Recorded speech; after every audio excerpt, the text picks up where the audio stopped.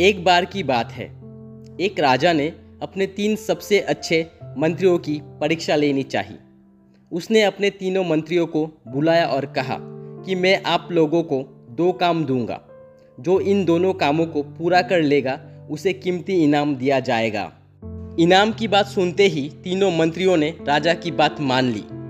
इसके बाद राजा ने तीनों मंत्रियों को एक एक थैला दिया और कहा, आप तीनों हमारे बगीचे में जाइए और इन थैलों में अच्छे अच्छे फल भर के लाइए। जो ज़्यादा फल भर के लाएगा उसका पहला काम पूरा माना जाएगा और इसके बाद मैं आपको दूसरा काम बताऊंगा। राजा की बात मानकर तीनों मंत्री बगीचे में चले गए और फल जमा करने लगे। पहली मंत्री ने सोचा कि राजा हमारे तोड़े हुए फल तो खाएगा नहीं। उसने जल्दी जल्दी थैले में नीचे से सड़े गले फल डाल दिए और ऊपर से थोड़ा बहुत अच्छे फल भर दिए। दूसरी मंत्री ने सोचा कि राजा के लिए अच्छे फल भरना चाहिए, क्या पता राजा किसी को ये फल भेंट करे। उसने बारी बारी से अच्छे फल तोड़ने शुरू किए और थैले में जमा कर लिए, लेकिन अच्छे फल ढूंढने के चक्कर में उसका थैला पूरा नहीं भर पाया। तीसरी मंत्री ने सोचा कि राजा के पास इतना समय तो है नहीं कि वो थैले खोल खोल कर हमारे फल की जांच करेगा। उसने इधर उधर से घास फूस जमा करी और थैले में भर दिए, साथ ही ऊपर से 2-4 फल भी डाल दिए। घास फूस की वजह से उसका थैला पूरा भर गया। अगली सुबह वो तीनों दरबार में पहुँचे। राजा ने तीनों के थैले बाहर से ही देखे, अंदर क्या है उसने पूछा भी नहीं। अब राजा ने उन्हें दूसरा काम देते हुए बोला, आप सभी को 15 दिनों के लिए दूर जेल में बंद किया जाएगा। वो 15 दिन आपको इन फलों के सहारे ही निकालनी है और जो सही सलामत आएगा वो ये परीक्षा जीत जाएगा। तीनों को अलग अलग जेल में रखा गया। जेल के अंदर थोड़ा पीने के पानी के अलावा कुछ नहीं था। खाने के लिए उनके पास थैले में भरे उनके फल ही थे।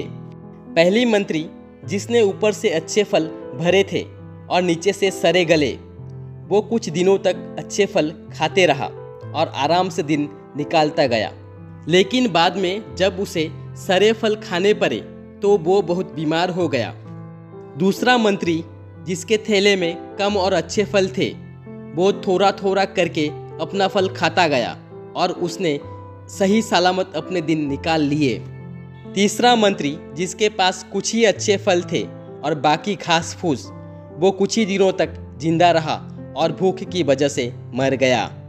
15 दिन बाद राजा अपने सैनिकों के साथ वापिस आया। दूसरी मंत्री ने अपनी परीक्षा पास कर ली थी और उसे उचित इनाम दे दिया गया। सीख जो हमें इस कहानी से मिलती है, इस कहानी में जो थैला है वो है हमारा जीवन और जो जेल है वो है हमारे जीवन के आखिरी दिन, यानी कि हमारा बुढ़ापा। इस समय में हम अपने जीवन के बगीचे में हैं। हम अपने जीवन को जिन चीज़ों से भरेंगे वही चीज़ें अंतिम समय में हमारे जीवन को अच्छा और बुरा बनाएगी। अब आप खुद से ये पूछें कि आप अपने जीवन के थैले में क्या भरना चाहते हैं। कुछ लोग हैं जो सिर्फ पैसा भरने में लगे हैं। वो बहुत पैसा जमा करना चाहते हैं। उसके लिए वो ना परिवार पर ध्यान दे पाते हैं और ना ही अपने रिश्तों पर। जब उनका अंतिम समय आएगा तब उनके पास पैसा तो होगा लेकिन अपना कहने वाला कोई नहीं होगा। कुछ है जो इस वक्त पैसा तो जमा कर रहे हैं लेकिन साथ ही वो नशे की लत में भी पड़े हैं, जिससे उनका जीवन खराब होता जा रहा है। कुछ है जो कुछ नहीं करते, खाली रहते हैं, उनके जीवन का कोई उद्देश्य ही नहीं है। ऐसे लोगों का अंतिम समय भी दूसरों के भरोसे ही कटेगा। इसीलिए ज़रूरी है कि इस जीवन के थैले में आप वो चीज़ें भरें जो ज़िंदगी में ज़्यादा ज़रूरी है। थोड़ा पैसे, थोड़ा रिश्ते, थोड़ा नाम, थोड़ा दोस्त और कुछ अपने, क्योंकि यही वो चीज़ें हैं जो आपके अंतिम समय को बेहतर बनाएगी। यही वो चीज़ें हैं जिनसे जीवन का महत्व है, वरना इस दुनिया में कितने आए और निकल गए।